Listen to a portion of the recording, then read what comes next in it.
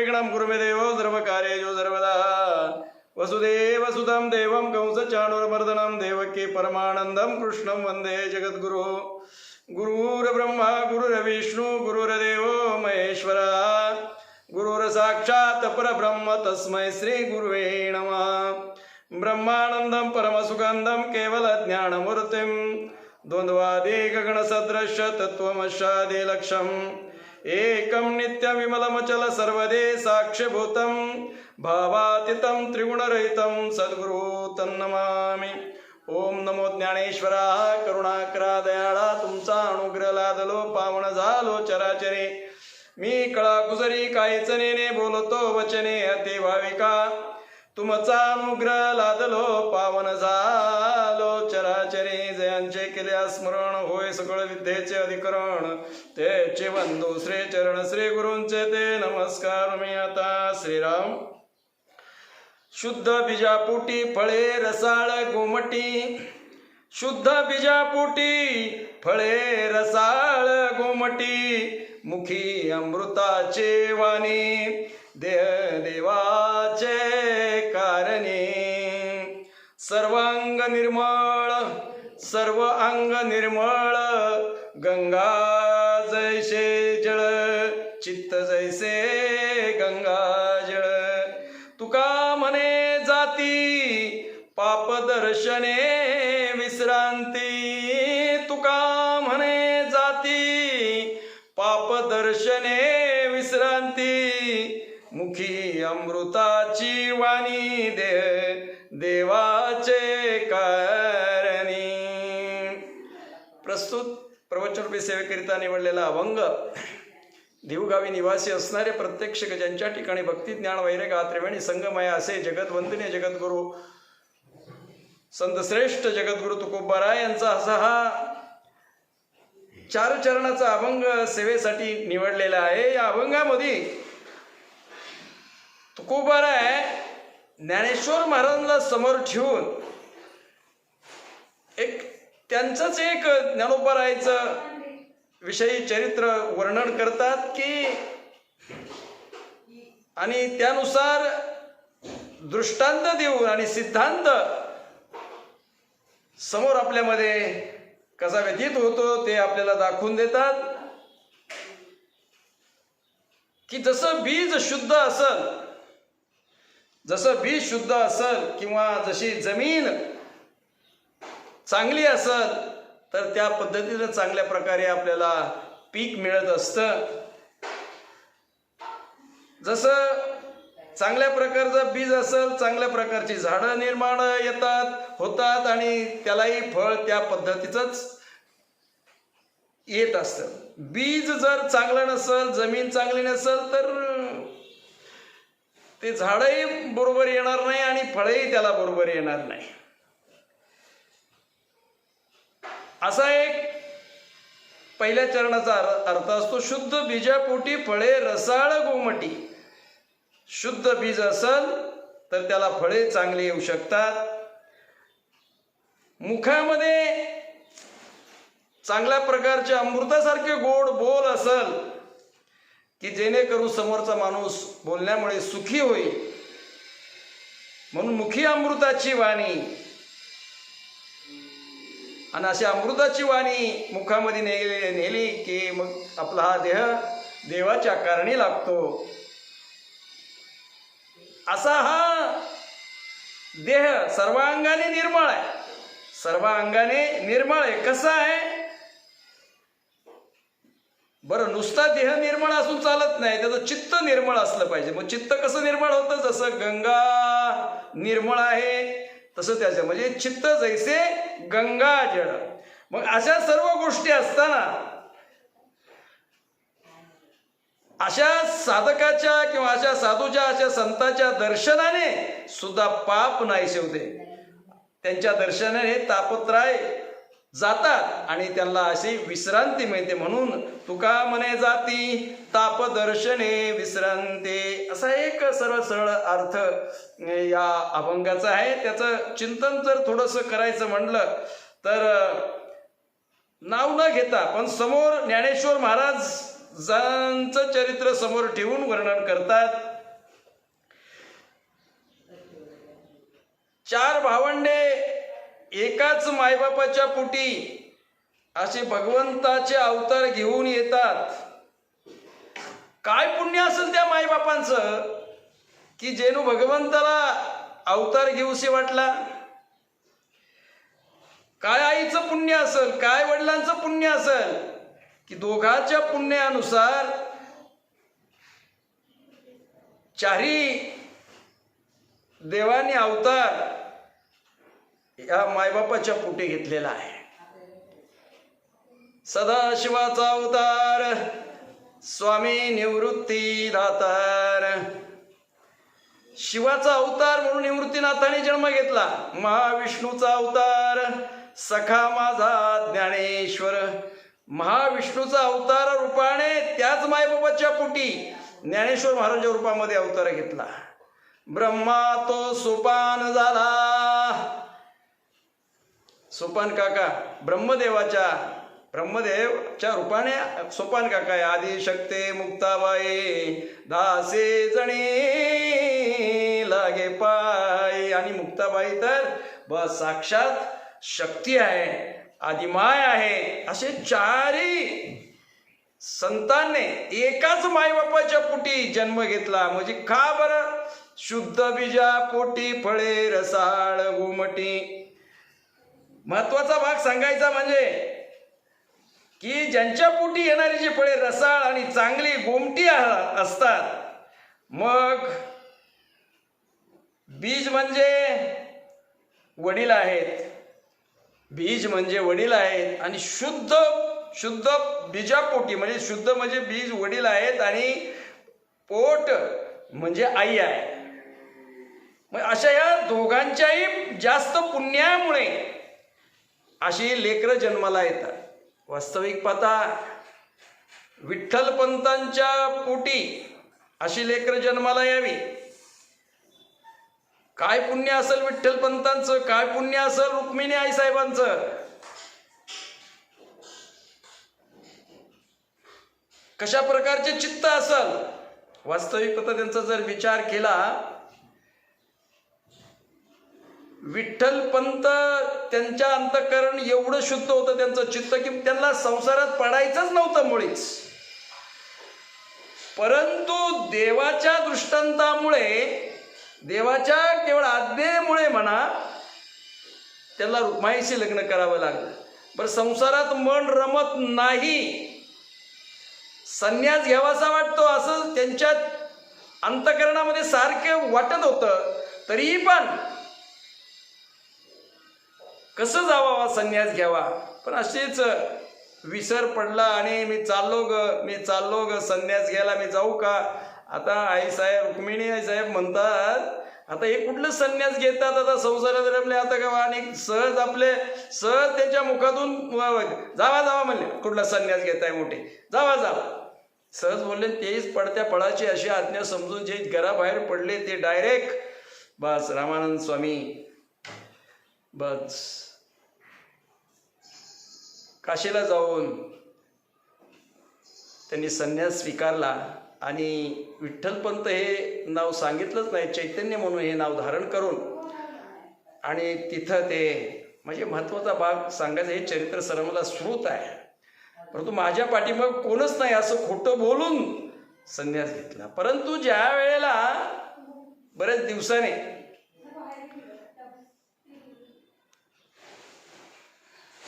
चैतन्य महाराज हे नाव धारण केलेलं आहे पंतांनी, मग त्यांचे गुरु. पण रुक्माईला सतत वाटायचं की नाही, आता आपले पती काही परत येत नाही.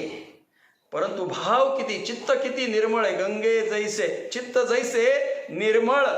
कशासारखं? गंगा जळसारखं. गंगा एक सगळ्यात पवित्र अशी गंगा आहे, सर्वात निर्मळ. ते पापियांचे पाप धुते. ही गंगा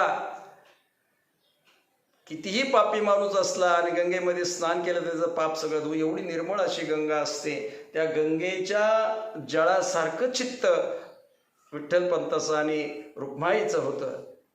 काय पुण्य होतं? रोज 1.25 लाख प्रदक्षिणा पिंपळाला. आणि अंतकरण संन्यासाचं विठ्ठलपंतांचं. लक्षात आलं का? पण ज्या वेळेला आता संन्यास, पहिला गृहस्थाश्रम, परत संन्यास घेतला, संन्यासानंतर आता गृहस्थाश्रम घेण्याची वेळ आली. कधी आली? ज्या वेळेला गुरु महाराज आळंदीला आले, आळंदीला आल्यानंतर अशा त्या पारावर ते बसले असल्यानंतर रुक्माई सतत आपल्या प्रदक्षिणा करत असताना नंतर म्हणले कोण फार मोठे महात्मा आहेत, त्या महात्म्यांचं दर्शन घ्यावं म्हणून दर्शन घ्यायला गेले. दर्शन घेतलं आणि सहज गुरूंच्या मुखातून आशीर्वाद. आता शेवटी आले, देवाजीच्या मनात येते, कोणाचे चालना, ही देवाचीच करणी असते. मुखातून आशीर्वाद सुटला, सौभाग्यवती भव, पुत्रवती भव, असा आशीर्वाद दिल्यानंतर रुक्मिणी आई साहेब ताडकन उभे राहिले. म्हणले महाराज, म्हणजे हा कुठल्या जन्मीचा आशीर्वाद देताय मला तुम्ही? म्हणजे अहो, आज कितीतरी दिवस झाले माझ्या पतीने काशीला जाऊन संन्यास घेतलेला आहे. संन्यास घेतलेला आहे असं म्हटल्यानंतर आता हे तुम्ही आशीर्वाद दिलाय पुत्रवती भव, हा म्हणजे कुठल्या जन्माचा आहे, या का पुढच्या? ताडकन गुरु महाराज उठले आणि आता शेवटी ते अधिकारी पुरुष महात्मे होते, अंतर्ज्ञानाने पाहिलं की कोण आहे काशीमध्ये असा हा संन्यासी घेतलेला. त्यांना जाणवलं की हा चैतन्य आहे. म्हणले तुझ्या पतीचं नाव काय? म्हणले विठ्ठलपंत आहे. पण त्यांना ते विठ्ठलपंत आणि ते चैतन्य समोर दिसू लागले. त्याच पावली गुरु महाराज ज्या वेळेला गेले काशीला परत, त्यावेळेला त्यांनी विचारलं, अरे चैतन्य इकडे काय? गुरु महाराज, आणि मी आळंदीहून आलो. आळंदीहून आल्यानंतर ते जरा थोडेसे नाराज झाले. नाही भीतीने जरा थोडीशी त्यांची गाळण उडाली की ते थोडं थरथर कापू लागले. आळंदीहून आलो आम्ही, आता तू परत, तुला आळंदीला जावं लागेल. खरं सांगतो का खोटं सांगतो? आता शेवटी खोटं बोलून त्यांनी अनुग्रह घेतला होता. क्षमा करा म्हणले, गुरुवर्य क्षमा करा, मला संसारात राहायचं नव्हतं, रमायचं नव्हतं, म्हणून मी हे चैतन्य नाव धारण करून मी इथं अनुग्रह घेतला. म्हणजे माझं नाव विठ्ठलपंत आहे, पत्नी आहे माझी, परंतु काही नाही, आता मी तुझ्या पत्नीला आशीर्वाद दिलाय पुत्रवती व्हावा. आता तू याच पावली बस आळंदीला जायचं आणि संसार थाटायचा. तुझ्या पोटी 4 रत्न जन्माला येणार आहेत. हा संकेत आहे. गुरु महाराजांनी सांगितलं याच्यामुळे तुला त्रास होईल नाही असं नाही, परंतु जगामध्ये तिन्ही लोकांमध्ये त्याचं नाव होईल अशी पुत्र तुझ्या पोटी जन्माला येणार आहे. तू तुरंत आळंदीला जा. मग तीच गुरुची आज्ञा समजून परत विठ्ठलपंत ज्या वेळेला आळंदीला आले आणि आळंदीला आल्यानंतर मग मात्र त्यांनी संसार थाटला आणि संसार थाटल्यानंतर आणि मग ही 4 लेकरं जन्माला आली. निवृत्तीनाथ, ज्ञानदेव, सोपान आणि मुक्ताबाई. म्हणजे आई वडिलाचं जेवढं पुण्य आहे त्या प्रकारे पुत्र संतती प्राप्त होत असते. म्हणून शुद्ध बीजापोटी फळे रसाळ गोमटी. म्हणून मुलं कशी असतात हे पहिलं आई वडिलांचं वरती येत असतं. जसे आई वडील असतील तशी पुत्र जन्माला येत असतात. तुकोबराय सांगता आई वडिलांना ते धन्यता देतात आणि त्याचं एक रूपक त्यांनी केलेलं आहे. त्या रूपकाच्या साह्याने जसं उत्तम शेती असेल व बीज उत्तम असेल तर फळे हे उत्तमच येतात. म्हणून एक ज्ञानोबरायची सुंदर ओवी आहे. मुळा उणी बीज काढिले मग निर्वाळिले भूमी पेरिले तरी ते सांडी विखुरले गेले म्हणू ये काही. ज्ञानेश्वर महाराज वर्णन करतात 9व्या अध्यायामध्ये. तेव्हा शेतकरी पेरणी केल्यानंतर काय ते पीक येतं. मग पीक आल्यानंतर परत तो बीज धरतो. ते बीज चांगल्या प्रकारे राग बीक घालून ते कणगीत व्यवस्थित ठेवतो पुढल्या वर्षासाठी. मग परत मशागत करून परत तेच बीज पेरतो. मधून चांगलं पीक तयार येत असतं. चांगली जमीन, चांगलं बीज, मशागत चांगली तर पीकही चांगलं. तसं ते वाया जाईल का? नाही जाणार. मग तसं मायबाप चांगले असतील तर मुले चांगली निपजणार, यात सुद्धा शंका नाही. परंतु यात 4 प्रकार असे पडतात. 4 प्रकार असे पडतात. आई वडील एखाद्या वेळेस चांगले असतात, आई वडील चांगले असतात, मुले एक चांगले निघतात. आई वडील वाईट, मुलेही वाईट. काय काय वेळेला आई वडील वाईट असून मुले चांगली होतात.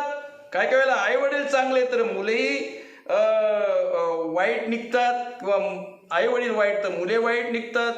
असं काय काय वेळेला होत असतं. महत्वाचा भाग, आई वडील काय काय वेळेला वाईट असेल तर मुलंही वाईट जन्माला येतात.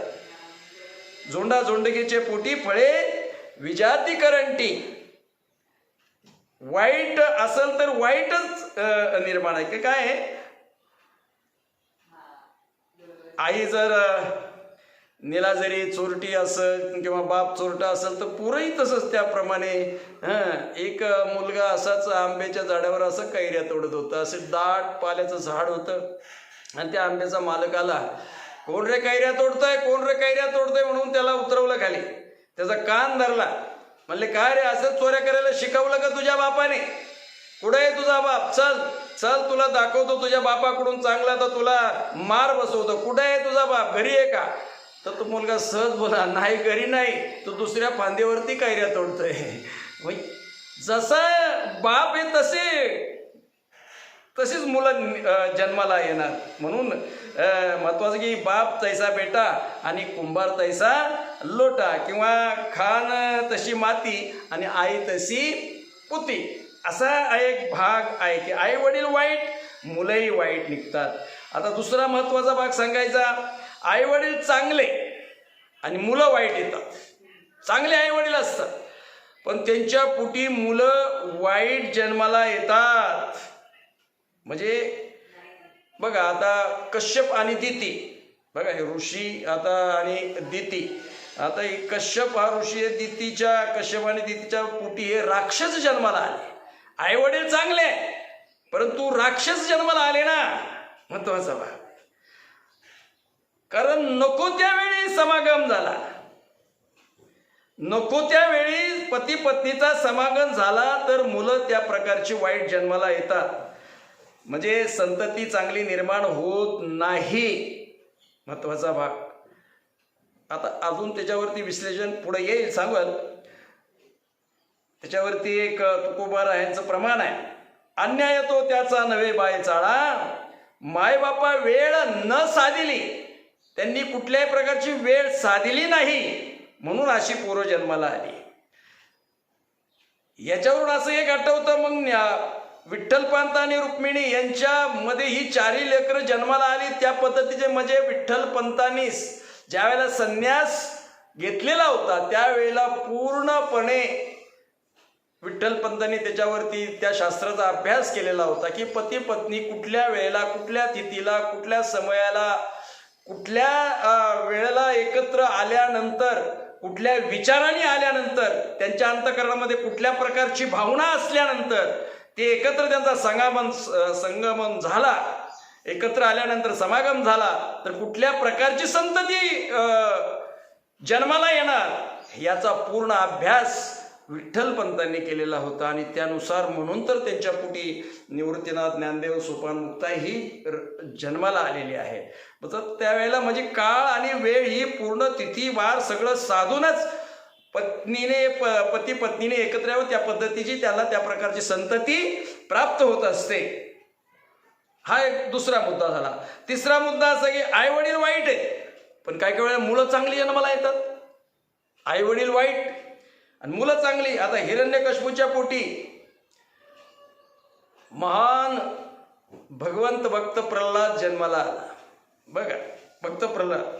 आता एकदा हिरण्यकश्यपू असा, ठीक आहे नाही, हिरण्यकश्यपू म्हणजे देवाचा आणि त्याचं एकदम 36चा आकडा.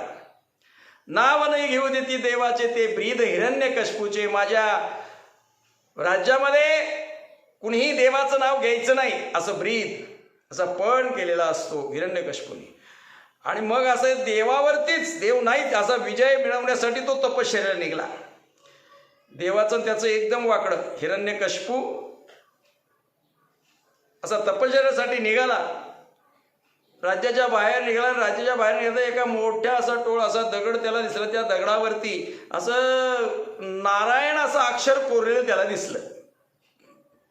रस्त्यावरच असा मोठा दगड होता आणि त्या दगडावरती असं लिहिलं होतं नारायण. आणि हिरण्यकशिपूने ते अक्षर वाचलं. तर वाचल्यानंतर तो एकदम भ्याड झाला. अरे म्हणले माझ्या वैर्याचं नाव या दगडावर कोण लिहिलं? मला अपशकुन झाला. आता म्हणले तपश्चर्याला जायचंच नाही. अपशकुन झाला. माझ्या वैर्याचं नाव माझ्या समोर आलं. मग त्याच पावली तो घरी आला. घरी आला आणि आपल्या पत्नीला म्हणजे कायळूला सांगू लागला की माझ्या वैर्याचं नाव मी वाचलं. म्हणजे काय वाचलं? कायळूने विचारलं कसलं नाव वाचलं? म्हणजे एका दगडावर कोणी नारायण लिहिलेलं होतं. ते नारायण अक्षर मी वाचल्यामुळे अपशकुन झाला. आता मी तपश्चर्याला जातो. मग हीच एक वेळ साधलेली एक कायळूने. बघा, बाप आईवडील वाईट असताना सुद्धा मुलं चांगली का जन्माला येतात त्याचं एक जिवंत उदाहरण आहे. मग हिरण्यकशिपूला कायळूने आपल्या पत्नीने सारखं विचारलं म्हणजे खरंच नारायण लिहिलं होतं का? म्हणले मी काय आंधळा आहे का? माझ्या डोळ्याने मी बघितलं नारायण लिहिलेलं. खरंच नारायण लिहिलं होतं का? अगं खरंच नारायण लिहिलं होतं. आणि मग काय सांगायचे त्यावेळेला ती हिरण्यकशिपूला आवडणारं असे पारचे पक्वान जेवण तयार केलं. तो विषयच बिलकुल टाळला नाही. वेळोवेळी सारखंच खरंच होतं का नारायण लिहिलं? अगं हो खरंच नारायणच लिहिलेलं होतं. माझ्या वैर्याचं नाव कुणी लिहिलं असेल? अपशकुन झाला. अहो पण खरंच होतं का? तुम्ही नीट वाचलं का? मी काय आंधळा? नक्की नारायणच लिहिलं होतं. जेवण झालं तरी नारायण या विषयावर त्यांच्या दोघांची चर्चा होती. सारखं मुखातून नारायण वधून घेतलं. झोपेपर्यंत नारायण नारायण वधून घेतलं. असं 108 वेळा असा उल्लेख आलाय. नारायण नारायण असं अक्षर त्यांच्या हिरण्यकशिपूच्या मुखातून वाईट भावनेने का होईना पण मुखातून नारायण नारायण हा अक्षर निघालेला आहे. समागम झाला आणि भक्त प्रल्हाद जन्माला आला. भक्त प्रल्हाद. आता नंतरचा भाग तो त्याला मग नारद मुनीचा सहवास लाभला. तो भाग वेगळा आहे. परंतु महत्वाचा मुद्दा सांगायचा आई वडील वाईट तर मुलं सुद्धा चांगली जन्माला येतात. चांगली जन्माला येतात. महत्वाचा भाग म्हणजे काही आई वडील असतात वाईट असतात. आपल्याच पिलांना खाणारे असतात. आपल्याच पिला मायबाप जरी सरपीन का बोका त्यांच्या संगे सुका न पवे बाळ.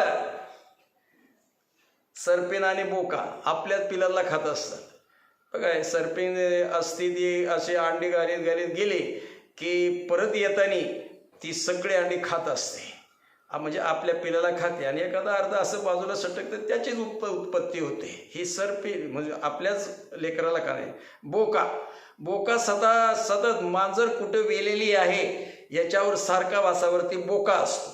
कुठं मांजर येलेली आहे आणि कुठं येलेली पाहिली की तो त्या मांजरीची पिलं खात असतो तो बोका. म्हणून तर मांजर ती बोक्याने पिलं खाऊ नये म्हणून सतत ती 5-6 घरं अशी चेंज करीत असते.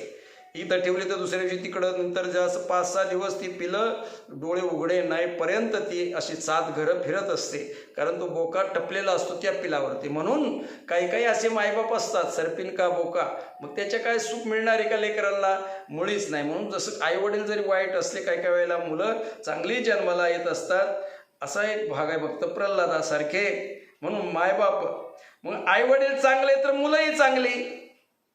काही वेळा आई आता तुम्हाला आतापर्यंत उदाहरण दिलं विठ्ठलपंताचं आणि रुक्मिणीचं काय.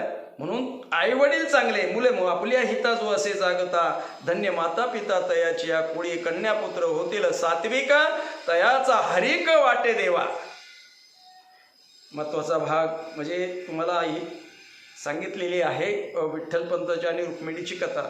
दुसरी एक कथा भाग असा येतो की एकदा कृष्ण भगवान परमात्म्याला रुक्मिणीने विचारलं की मला तुमच्यासारखा तेजस्वी पुत्र पाहिजे. बघा तर श्रीकृष्ण म्हणले तसं नाही म्हणे त्याला तपश्चर्या करावी लागेल दोघांनाही. मग दोघांनी 10 वर्ष तपश्चर्या केली, कृष्णाने आणि रुक्मिणीने. तेव्हा त्यांच्यासारखं कृष्ण भगवान परमात्म्यासारखाच कामाचा अवतार जो आहे प्रद्युम्न, हा कृष्णाचा पुत्र त्यांच्या पोटी जन्माला आला. हा महत्त्वाचा भाग. आणि मग विठ्ठलपंत आणि रुक्मिणी यांच्या पोटी ही 4 लेकरं जन्माला आली. म्हणून शुद्ध बीजापोटी फळे रसाळ गोमटी, कशी होती ती मुलं. आणि महत्त्वाचा, संत जन्माला येतात त्यांच्या आईवडिलांचं अधिक पुण्य असतंय. आता भोलोबा आणि कनकाईच्या पोटी तुकाराम महाराज जन्माला आले. महत्वाचा भाग, कसे आले. हा तुकोबाराय कोण होते. आता तुकोबाराय हा सुदैव अवतारी पुरुष आहे. कारण 4 युगामध्ये तुकोबारायांनी जन्म घेतलेला आहे. चौयुगाचा भक्त नामा उभा असे कीर्तनी. नामदेव महाराज म्हणजे तुकोबाराय आहेत ना. सांगून जातो तुम्हाला की पहिला जो सतयुगामध्ये जे तुकोबाराय म्हणजे बस अंबर ऋषी म्हणून आलेले आहेत. नंतर अंबर ऋषी म्हणजे तुकोबाराय आहेत. नंतर भक्त प्रल्हाद म्हणजे तुकोबाराय आहेत. नंतर त्रेतायुगामध्ये अंगद हे तुकोबाराय आहेत. उद्धव हे एक तुकोबाराय आहेत. आणि नंतर या कलियुगामध्ये नामदेव महाराज जगद्गुरु तुका अवतार नामयाचा संप्रदाय सगळाचा येथुनिया हे. आणि परत तुकोबाराय काही इच्छा नामदेवरायांच्या शिल्लक असल्यामुळे परत तुकोबारायांना परत त्यांचं कार्य पूर्ण करण्यासाठी परत भूतलावरती अवतरले झालेले आहेत. तुका ते बी कुणाच्या पोटी जन्माला आले. नाही, नामदेव महाराज सुद्धा त्यांच्या राजाई गोनाईच्या पोटी जन्माला आले. तुकोबाराय सुद्धा भोलोबा आणि कनकाई, काय पुण्य असं त्यांचं. पंढरीची वारी भोलोबा. आता तुकाराम महाराजांच्या घरामध्ये सतत पंढरीची वारी असायची. पंढरीची वारी आहे माझ्या घरी अनेक न करी तीर्थ व्रत एकादशी करण उपवासी गायन अरणेसी मुखी नाम विठोबाचे घेईन मेवाचे बीज कल्पांतीचे तुका म्हणे. सतत पंढरीची वारी आणि त्यानुसार परंपरेने वारी. विश्वंभर बाबापासून पंढरीची वारी तुकोबारायच्या घरामध्ये असल्यामुळे सतत पंढरीच्या वारीला जाणारे भोलोबा. एक दिवस कनकाईने विचार केला की मला हे पंढरीच्या वारीला यायचे. मग पंढरीच्या वारीला यायचं, बरं ठीक आहे पंढरीच्या वारीला या, परंतु देवाकडे काही मागायचं नसते. कारण संतांचा स्वभावच असा असतो की देवाकडे काही मागणं नाही. संतांचा स्वभाव असो, काही मागत नसतात. तुमचा आमचा स्वभावच आहे देवाकडे सतत हात पसरायचे. काय करू देवा, लग्न व्हायना, काय करू देवा, पोर व्हायना, काय करू देवा, नोकरी लागाना, काय करू देवा. देवाकडे सतत मागा. पण देवाला कळत नाही का. सतत तुम्ही निरपेक्ष रीतीने जर भगवंताची भक्ती भावना उपासना केली तर निश्चित भगवंत तुमच्या अंतःकरणाच्या इच्छा पूर्ण केल्याशिवाय राहत नाही. तसं भोलोबा म्हणजे संत आहेत, देवाकडे काही मागायचं नाही असं कनकाईला बजावून सांगतं. म्हणले मी कशाला काय मागू. म्हणले माझा स्वभावच नाही म्हणणं मागणं. पण देवाचा स्वभाव असा आहे की देवाचा स्वभाव सतत की आपल्या भक्तांनी आपल्याला काहीतरी सतत मागावं. सतत आपल्याला काहीतरी मागा म्हणून भक्ताच्या पाठीमागं देव लागतो की माझ्या भक्तांनी मला काहीतरी मागावं असं म्हणून भक्ताच्या पाठीमागं लागणं हा देवाचा स्वभाव आहे. त्याप्रमाणे भोलोबा पंढरीला गेले, कनकाई बी गेल्या. पांडुरंगाचं दर्शन घेतलं भोलोबाने दर्शन घेतल्यानंतर कनकाईने दर्शन घेतलं. भोलोबा दर्शन घेऊन गेले गरुड खांबाजवळ. ते कान धरून उडी वगैरे हा विधी झाल्यानंतर कनकाईने दर्शन घेतलं आणि देवानेच विचारलं आई साहेब तुमचा चेहरा खूप दुःखी दिसतोय, काय शल्य आहे का, काय दुःख आहे का. म्हणजे काय नाही दुःख मला नाही, तरी पण चेहऱ्यावरती खूप काहीतरी दुःख दिसतंय. नाही काहीच दुःख नाही तरी पण आहे. मागणीशी आस पाहे मुखाकडे, चिंतिल्या रोकडे मनोरथ. मनामध्ये काहीतरी शल्य आहे, दुःख आहे, काहीतरी सांगा. मग आई साहेब म्हणून गेल्या देवाला, नाही देवा काही नाही, फक्त माझी कूस पवित्र झालेली नाही. आता कूस पवित्र झाली नाही तेवढ्या देवाने सोडलं. जा म्हणले मुलगा होईल. आता मुलगा होईल म्हणल्यानंतर महत्वाचा भाग भोलोबा कसे आहेत, कनकाई कसे आहे, त्यानुसारच त्यांच्या पोटी जन्माला घालावा लागणार आहे असं देवालाही मनामध्ये वाटलं होतं. आणि जा मुलगा होईल म्हणलं तर हसत कणकाई बाहेर आल्यानंतर मग भोलोबाने विचारलं काय मागितलं का देवाला? म्हणले काही नाही मागितलं. मग तू हसताय काय? नाही. मग म्हणलं भाऊ देवानेच मला विचारलं की काय शल्य आहे का? माझं शल्य काय दुःख आहे? देवाला फक्त सांगितलं, मी काय मागितलं नाही. मी काय म्हणले? ते म्हणले जा म्हणले पुत्र होय. म्हणले आता चल आता माग. ऐसा पुत्र देई गुंडा त्याचा तिन्ही लोकी झेंडा. असा देवा आता पुत्र दे की त्याचा तिन्ही लोकांमध्ये नाव लोके म्हणून शुद्ध बीजापोटी फळे रसाळ गोमटी असा एक भाग असतो. आणि म्हणून शुद्ध बीज असं म्हणजे आईवडिलांचे चांगले वाईट स्वभाव सवयीचा मुलावरती तो परिणाम होत असतो, लक्षात घ्या. आता महत्वाचा भाग असा आहे, आईच्या पुण्यामुळे मुलं सुशील होतात. आईचं जर पुण्य असेल तर मुलं सुशील होतात. बापाचं पुण्य असेल तर मुलं चतुर होतात. आणि वंशाचं पुण्य असेल तर मुलं अशी उदार बनतात. आणि स्वतःच्या पुण्याने मुलं भाग्यशाली होतात. त्याच्यामध्ये एक श्लोक आलेला आहे, सुशीला मातृ पुण्यन पितृ पुण्यन चतुरता उदार वंश पुण्यन आत्मपुण्यन सौभाग्यता. मातेच्या पुण्यामुळे मुलगा सुशील होतो, पित्याच्या पुण्याने चतुर, वंश पुण्याने उदार, स्वतःच्या पुण्याने भाग्यशाली सौभाग्य होतो.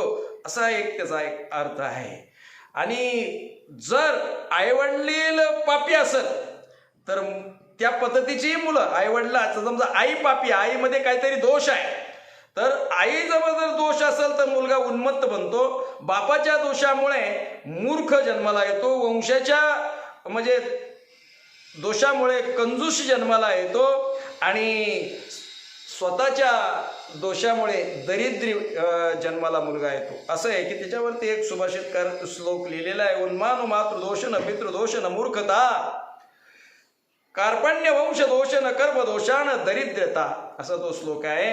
आईचा जर दोष असेल तर मुलगा उन्मत्त जन्माला येतो. बापाचा जर दोष असेल तर मूर्ख जन्माला येतो. वंशाचा जर दोष असेल तर कंजूष मुलगा जन्माला येतो. आणि स्वतःचा दोषामुळे मुलगा दारिद्र्य अवस्थेमध्ये जन्माला येतो. असं एक सुभाषितकाराने लिहून ठेवलेले.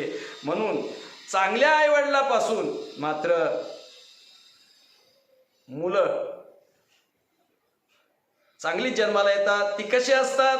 रसाळ गोमटी निर्माण होतात. आता ही मुलांचे बी प्रकार चांगले 4 प्रकार सांगितलेले आहेत.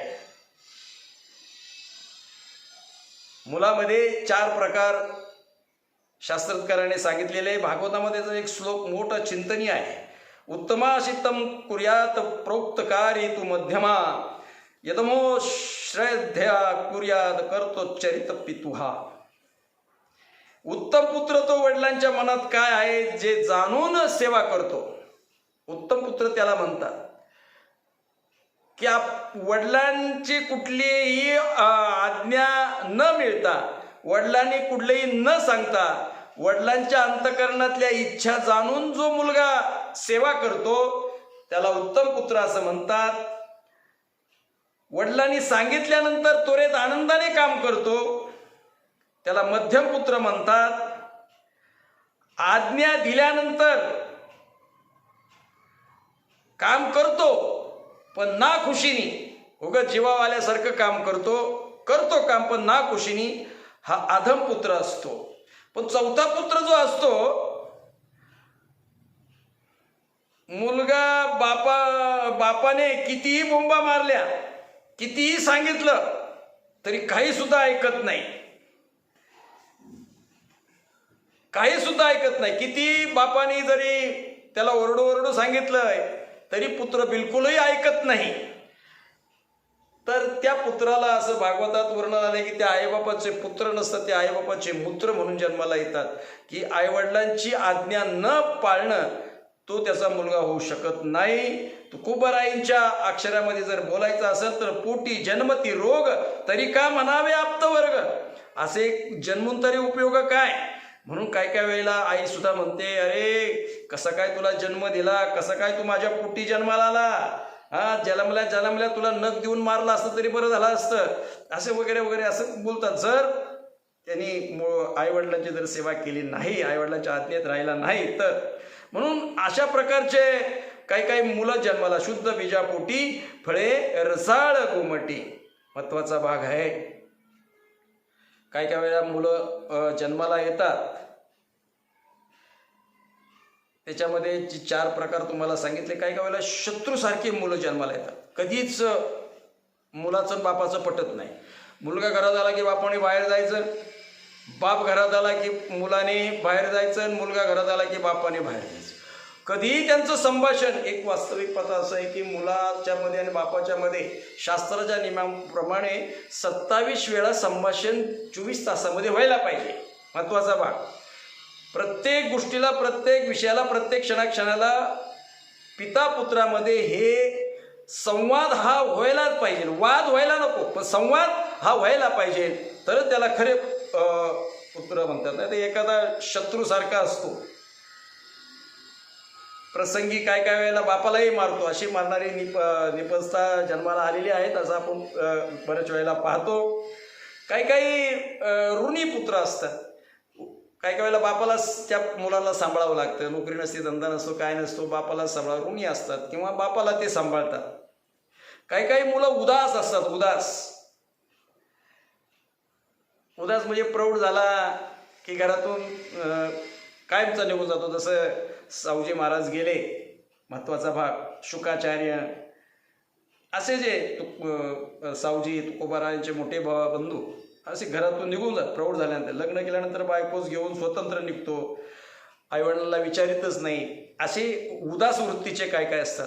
काही काय असे सेवाधारी मुलं असतात. सेवाधारी, सेवा करणारे, सतत आईवडिलांची सेवा करणारे. आता याच्यामध्ये उदाहरण द्यायचं तर प्रभू रामचंद्र, श्रावण बाळ, आता यांच्या सगळ्या कथा तुम्हाला श्रुत आहे. आता वेळ प्रसंगी आपल्याला त्याला कथा सगळ्याला माहितीच आहेत.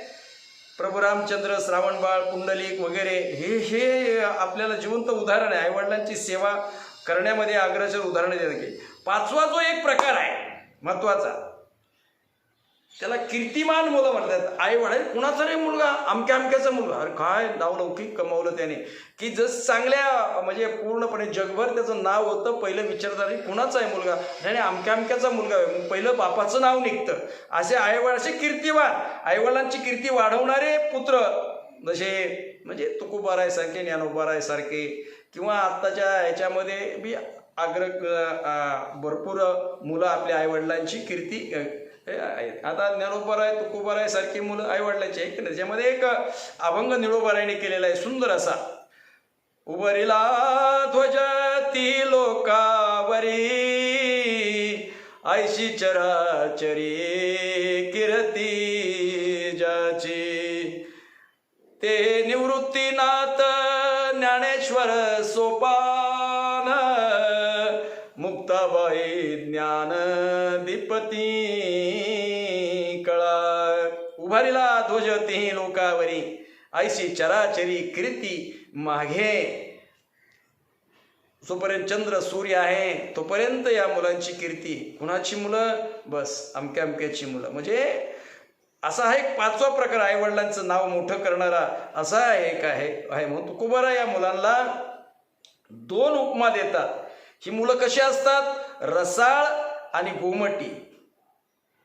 आता रसाळ आणि गोमटी याच्यामध्ये महत्वाचा भाग, एक वेळ गोमटी नसली तरी चालेल पण रसाळ असावा. बघा, काही फळं गोमटी नाही पण रसाळही नाही. काही फळं असतात गोमटी बी नाही आणि रसाळही नाही, दिसायला बी वाईट आहे आणि ती चाखायला बी वाईट. जसं धोत्र्याचं फळ असतं ना, त्याचा काहीच उपयोग नसतो. काही काही तशी फळं असतात, त्याला कनकाचं फळ म्हणतात, कनक फळ म्हणतात, धोत्र्याचं फळ. कनकाची या फळा तू माझी बाहेरी मोळा, तैसा सभाय दुबळा, सुचित्व जो. ज्ञानोबाराय वर्णन करतात, सुंदर वर्णन करतात. तेव्हा काही फळे बाहेरून गुमटी असतात. बघा, तर काही काही फळं रसाळही नसतात, गुमटेही नसतात. आता काही काही फळे बाहेरून गुमटी असतात, बाहेरून दिसायला चांगली असतात पण आत एकदम कडू असतात फळे. नाही नाही, बघा आता हे कसं आपल्या प्रत्येक मुलाला किंवा प्रत्येक माणसाला हे लागू पडतं, लक्षात घ्या. वरून दिसायला सुंदर गोमट आहे पण आतून एकदम कडू अशी काही फळे असतात. ते रसाळ नसतात की ज्याप्रमाणे त्या कडुलिंबाच्या बिया पडतो लिंबोळ्या, दिसायला बस वरून एकदम मऊ मऊ दिसणार पण आतमध्ये ती लिंबोळी पाहिली तर एकदम कडू इकासारखी असते. त्याच्यामध्ये ज्ञानोबारांनी एक ओवी लिहिलेली आहे, का निंबोळीच्या पिकावरी गोड आत विख, तैसे ते राजस देख क्रियाफळ. ज्ञानोबारा वर्णन करत असं. आता काही फळं पुढे चला, काही फळं वरून गोमटी चांगली नसतात पण आत रसाळ असतात. वरून चांगलं दिसायला काय काही नसतात पण त्यांच्या आतमध्ये गुण चांगले असतात. अशी काही फळं असतात दिसायला चांगली नसतात पण आतमध्ये एकदम चांगले गोड असतात. जसं फणस आहे बघा, फणस कसं वरून सगळं काटेरी काटेरी असतं पण आतमध्ये गर कसा तो, किंवा नारळ वरून कसला एकदम टणक दगडासारखा पण आत किती सुंदर गोड असं पाणी असतं, हे की नाही, असं वगैरे. म्हणजे त्याच्यावरती की तुकोबारायांनी वर्णन केलेलं आहे. वरी काटे फणस फळा माझे अंतरी जिव्हाळा, कठीण नारळाचे अंग बाहेर भितरी अंग, चांग ऊस बाहेर विस काळा दिसे काळा आत रसाळ आगळा, किंवा विस रस ढोंगा परी रस नये ढोंगा काय भुललासी वरल्या रंगा, चोका ढोंगा परी भाव नये ढोंगा काय भुललासी वरल्या रंगा. की काही काही फळे अशी असतात की बस वरून दिसायला चांगली नसतात पण आतून खूप गोड असतात, अशी काही फळे असतात. आता काय काय फळे वरून चांगली आणि आत रसाळ, वरूनही चांगली आणि आतमध्ये चांगली असतात. असं सफरचंद आहे, वरून बी दिसायला चांगलं सुंदर दिसतं. किंवा हापूस आंबा.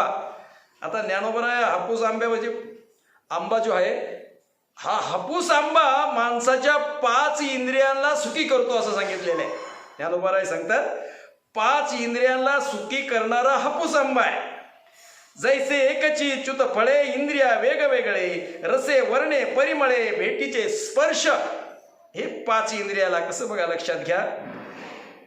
हापूस आंबा असं ऐकल्याबरोबर कानाची तृप्ती होते, पाहिल्यानंतर केशरी रंगाचा डोळ्याची तृप्ती होते, डोळ्याचं समाधान. असा पिकलेला आंबा असा नुसता त्याला स्पर्श केल्यानंतर हाताला बरोबर चांगलं वाटतं, हाताची तृप्ती होते, गुळगुळीत पण असल्यामुळे हाताला सुख प्राप्त होतं. तोच आंबा असा उचलून असा नाकाजवळ धरला तर सुगंध असा वास येतो म्हणून नाकाची तृप्ती होते. आणि मग तो खाल्ल्यानंतर जे समाधान त्या जिभेला मिळतं, मग त्या जिभेला समाधान, जिभेला सुख प्राप्त होतं. ज्ञान म्हणजे महात्मे जे आहेत ते रसाळ असे गोमटे असतात. म्हणजे गोमटे म्हणजे दिसण्यात चांगले, दर्शनाबरोबर समाधान होतं असे काही महात्मे असतात. दिसायलाही चांगले चांगले असतात. अशी काही मुलं बी असतात दिसायलाही चांगले असतात, आतून चांगले असतात. मला जसं आंबा चं उदाहरण माऊलीने दिलेलं आहे त्याप्रमाणे मी आंबा समरच्या आयती स्नेहा जैसाये उक्ती का दर्शनाचे प्रसती पुण्य पुरुष, डोळा देखिले सज्जन निवारला भाग क्षीण. रसाळ म्हणजे भक्ती करतात व भक्तिरत जगास वाटतात. एरवी सर्व बाबतीत चांगला आहे, एरवी बाबतीत चांगला असतो पण त्याचा काय उपयोग आहे, तर जगाला त्याचा काही उपयोग होत नाही. म्हणून ज्ञानोबाराय आपल्याला जे संतांनी जे आपल्याला दिलेलं आहे ते जगासमोर मांडण्याला फार, म्हणजे शरीर सुंदर निरोगी आहे, मोठ्या लोकांशी नातं आहे, जिथं जाईल तिथं अशा म्हणजे मेरू पर्वत एवढा धन आहे, हे सर्व असून जर हरिचरणावर जर भक्तीमध्ये भजनावरती जर त्याचं जर मन नसल तर सर्व काय कापायचं का, जाळायचं का. मग सर्वांनी चांगलं आहे परंतु मुखामध्ये कधी हरिनाचं म्हणा, भक्ती नाही, भजन नाही, कीर्तन नाही. मग तो मोठ्या मोठ्या लोकांशी नातं आहे, सगळं आहे, निरोगी सुंदर आहे, सगळं आहे, पण भजनच नाही तर त्यालाही काही उपयोग नाही. संत गोमटे रसाळ असतात पण रसाळ अक्षर प्रथम नंतर गोमटा आहे. नुसता गोमटा असून चालत नाही, तो रसाळ असावा. आणि त्यांची जी वाणी आहे रसाळ आणि गोमटा, आणि बोलण्याची जी त्या महात्म्यांची जी पद्धत असते त्यांच्या चित्तामध्ये कसे असते लक्षात घ्या. वाणी आणि त्यांची बोलण्याची पद्धत कधीही कुणाला या मुखाने अक्षराने ते कुणालाही दुखवीत नाही. म्हणून नाथ महाराज सुद्धा म्हणतात एकतर तुम्ही कुणाला बोलायचं असलं तर प्रेमाने बोला किंवा कुणाला या अक्षराने दुखवू नका. बोललं तर चांगलं बोला किंवा भगवंताच्या नामाप्रमाणे बोला. हरी बोला नाहीतरी या बोला. व्यर्थ गलबला करू नका. नको नको मान नको अभिमान सोडा. मी तू पण तोची सुखी जाणे व्हावे. जग निभवावे अज्ञानी लावावे सन्मार्गासी. मार्ग जया कळे भाव भक्ती बळे. जगाची या मेळे न दिसती जणी वणी प्रत्यक्ष लोचनी. एका जनार्दनी ओळखिले. महत्वाचा भाग नाथ महाराजांनी आपल्या सुंदर अशा हरिपाठामध्ये सांगितलेले आहे. बोललं तर चांगलं बोला की जेणेकरून दुसऱ्याला त्याचा फायदा होईल, असा महत्वाचा.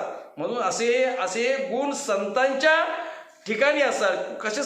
कसेच बोलतात. मुखी अमृताची वाणी देह देवाच्या कारणी. मुखामध्ये सतत अमृतच असते आणि पूर्ण आयुष्य आपलं भगवंता करता ते वेचले असतात. म्हणून महत्वाचा भाग सतत या महात्म्यांचा आशीर्वाद घ्यायचा असतो. म्हणून बोललं तर चांगलं बोला जेणेकरून आपला फायदा होईल, महत्वाचा भाग. आता याच्यावरती संतांच्या नामात म्हणजे अमृत असतंच नाही असं नाही. या संतांचं नाव भगवान परमात्मा सुद्धा घेतो. त्यांच्या नामामुळे भगवंताच्या नामामुळे संतांच्या नामामुळे वैकुंठ प्राप्त होत असते, लक्षात घ्या. आणि काही जण नेहमी कडू बोलतात, दुसऱ्याला दुःख देणारे बोलतात. असं काही बोलू नका. दुसऱ्याला सुख होईल आणि जेणेकरून आपल्याला फायदा होईल आणि दुसरा सुखी होईल असंच बोला. आता याच्यावरती एक शेवटचा दृष्टांत देतो आणि आपली सेवा पूर्ण करतो. बोलावं कसं, महत्वाचा भाग. बोलणं हे फक्त एक लक्षात घ्या, भगवंताने आपल्याला शरीर दिले ना, फार महत्वाचं. त्याच्यामध्ये काय फार महत्वाचे मुद्दे. भगवंताने आपल्याला दोन्ही हात दिलेले आहे. कुणालाही जास्त आता 84 लक्ष योनीमध्ये भगवंताने आपल्याला हात महत्वाचे दिलेले आहे आणि उभा केलेला आहे. 84 लक्ष योनीमध्ये मनुष्यालाच उभा केलाय, बाकी सगळे आडवे आहेत. आता झाड उभा आहे पण ते अचल आहे, कुठे जाऊ शकतो. पण मनुष्य हा बस धावू शकतो, त्वरा करू शकतो. म्हणून भगवंताला उभा केलं की पुढे निवडणुकीला त्याला आत्ताच उभं करून ठेवून भगवंताने त्याला आत्ताच उभा केलेला आहे. त्याला सुंदर असे हात कर. पहा, सगळ्यात महत्वाचा हा भाग म्हणजे भगवंताने आपल्याला हात दिलेले आहेत. दिले इंद्रिय हात पाय कान डोळे मुख बोलाया वचन तेने तू जोडसी नारायण. बोलणे याच्यावरती तर फार महत्वाचं. कुणालाच बोलता येत नाही. पोपट बोलतो पण शिकवल्याशिवाय बोलत नाही. म्हणून मनुष्याला बोलणं हे विशेष अधिक महत्वाचं आहे, विशेष आहे. म्हणून एक बोलण्यावर माणसाने की प्रेमाने जर बोललं तर तुम्हाला अख्खं जग जिंकता येतं असं म्हटलं जातं, लक्षात घ्या. म्हणून बोलणं कसं सौम्य असावं, गोड असावं, जेणेकरून कुणालाही त्याचा आपला उद्गीर होऊ नये, राग येऊ नये, त्याला समाधान वाटावं, असं प्रकारचं बोलणं असावं. एका शेतकऱ्याला आहे ना, असे आता सगळ्याला तो दृष्टांत माहिती आहे. असं गरीब शेतकरी होता, त्याला एक 100 रुपयाची गरज पडली. आता 100 रुपयाची गरज पडल्यानंतर आता काय करावं म्हणून तो आपला त्याला एक 3 मुलं असतात. पहिल्या छोट्या मुलाला तो सांगतो, जा रे म्हणले आपल्या त्या माडीवाल्या त्या सावकार राहतून, त्या सावकाराकडून मी सांगितलं म्हणून सांग, जा आपल्याला 100 रुपये घेऊन ये त्याच्याकडनं उसने घेऊन ये. मग तो 7-8 वर्षाचा मुलगा जातो आणि तो मारवाडी, तो सावकार मी असा जाड असतो, एवढी मोठी अशी ढेर त्याची, एकदम असा जाड असा असणारा तो सावकार. आणि हा जातो आणि नंतर म्हणले नमस्कार, म्हणले हा नमस्कार का आला नाही ते सांगतो नंतर, पण मला एक प्रश्न पडलाय हो. मला आमच्या वडिलांनी पाठवलंय, पैसे पाहिजे होते 100 रुपये. पण म्हणले महाराज, ते मुलगा काय म्हणतो, महाराज तुम्ही, त्यांनी पहिलाच असा माणूस पाहिला होता एवढाचा. म्हणले महाराज तुम्ही जर यदा कधी मेला तर तुम्हाला बाहेर काढायचं कसं. आता जर असं बोलला तर त्याला तो पैसे देणार आहे का. अरे म्हणले तू आलाय काय साठी, तू माझ्या मरणाची वार्ता करतो काय, त्याला 2 फटके देतो आणि खोलीत कोंडून ठेवतो. आता बराच वेळ झाला मुलगा आहे ना म्हणून दुसऱ्या मुलाला पाठवतो. तो आपला असा 10-11 वर्षाचा असतो. काय आहे ना काय आहे ना काय आहे ना म्हणून ते जाता. परत तो मुलगा आपला जातो. म्हणले अहो म्हणले आमचा भाऊ आला होता इथं पैसे मागण्यासाठी. आमच्या वडिलांनी पाठवलं होतं, तो लवकर आला नाही म्हणून मी आलो. म्हणलं ठेवला त्याला कोठडीत कोंडून. म्हणले का हो? अहो म्हणले बोलण्याची पद्धत आहे का नाही काय? म्हणजे काय म्हणला? म्हणजे तुम्ही मेला तर ह्या घरातून बाहेर काढायचं कसं? असं बोलण्याची पद्धत आहे का?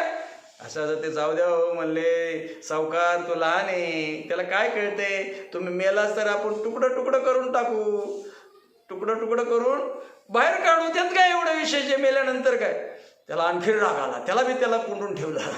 तर ही दोन्ही पोरं लवकर येईना म्हणून बापाने परत तिसऱ्या मुलाला पाठवलं. तो जरा थोडा शाणा होता. तो 13-14 वर्षाचा होता. ते आला. म्हणलं अरे माझे दोन्ही भाऊ आले का? आले नाही परत अजून. सावकार म्हणला त्यांना कोंडून ठेवलंय, काही चांगले संस्कार घडवले का नाही बापाने तुमच्यावरती? अहो म्हणजे झालं काय? एक म्हणतो तुम्हाला मेला तर कसं काढावं, दुसरा म्हणतो तुकडं तुकडं करून काढू. असं काय पद्धत असते का? जाऊ द्या हो, ते लहान आहेत. काय तेव्हा मेल्यानंतर काय तेव्हा वेळ प्रसंगी आपण मेलं तर काय तुम्ही एकटेच आहे, लागलं ते माडी पिटून देऊ, काय नाही टेन्शन घ्यायचंय. मग त्यालाही कोंडून ठेवलं त्याने. म्हणले असे काय बोलण्याची पद्धत आहे का? म्हणून त्यालाही 2 कानफडे कोंडून ठेवलं. शेवटी मुलं काय आहे ना म्हणून बाप गेला. हात जोडून विनंती केली सावकाराला. अहो म्हणले अहो काय शिकवलं का नाही तुम्ही मुलाला? एक म्हणतो मेला तर कसं काढावं, एक म्हणतो तुकडं तुकडं, एक म्हणतो माडी पिटून. जाऊ द्या हो, अज्ञान मुलं आहे. मी त्याच्याबद्दल क्षमा मागतो. मी आज त्याच्याबद्दल मला 100 रुपयाची गरज होती. त्यांना बोलावं कसं हे काही कळालं नाही. ही माझ्याकडनंच चूक झाली. माझेच संस्कार त्यांच्यावरती कमी पडले. मी थोडा कमी पडलो त्यांच्यावर संस्कार घेण्यासाठी. परंतु त्यांच्याबद्दल मी तुमची क्षमा मागतो, तुमच्या पाया पडतो. मला खरोखरच गरज आहे. मग त्यांची माफ केलं. त्यांना मुलाला सोड दिलेलं 100 रुपये. असं बोलल्यानंतर प्रत्येकाचं काम होईल का? होणारच नाही. म्हणून बोलावं कसं हे फार महत्त्वाचं आहे. आता महत्त्वाचा भाग सांगायचा मी. गोड अमृतासारखं बोलतात. यांचा म्हणजे देह देवाकरिता, देह देवाच्या कारणी. अर्थात देव या अक्षराचा व्यापक अर्थ आहे. तो नंतर आपण मी बऱ्याच वेळा सांगितलेला आहे. महत्त्वाचा भाग देव, आई वडील देव आहेत, गुरुदेव आहेत, ब्राह्मण देव आहेत. सर्व देवाच्या रूपाने. काही माणसं अवगुण असतात, मग सद्गुण नसतो, काही बरेच वेगवेगळ्या प्रकारचे असतात. म्हणून सुवास परितो उगला नराये, स्वभाव ते तरुच चंदन करिताचे जाये. नाथ महाराज किंवा असं सांगतात की साखर सर्वांगाती गोड असते, दीपा नाही पाटी पोटी अंधकार सर्वांगी साखर अवघी गोड. म्हणून शुद्ध बीजापोटी फळे रसाळ गोमटी, मुखी अमृताची वाणी, देह देवाचे कारणी, सर्वांग निर्मळ चित्त जैसे. बस गंगेसारखं चित्त आपलं असावं. म्हणून ते जर चांगली मुलं जर जन्माला आपल्या पोटी जन्माला चांगली आली तर तुका म्हणे जाती. बस त्याच्या दर्शने विश्रांती. आपल्याला त्यांच्याकडे आयुष्यामध्ये विश्रांतीच प्राप्त होते. त्यांचं दर्शन घेतल्याने तुका म्हणे जाती तापदर्शने विश्रांती.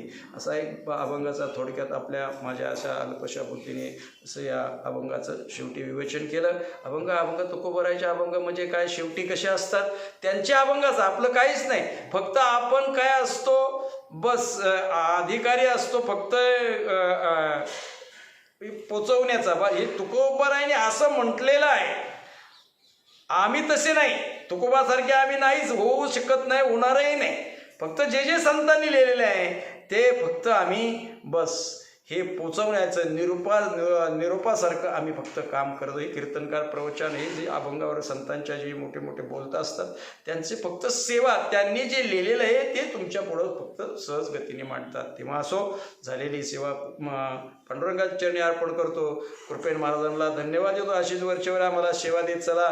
एखाद्या विषयावर आम्ही सहज बोलत जाऊ आणि लोकांना जाणे असा हा भाग सेवेचा पूर्ण करून माऊलीच्या चरणी सेवा अर्पण करून या ठिकाणी सेवेला पूर्ण विराम. पुंडलिका वरदेव हरी विठ्ठल.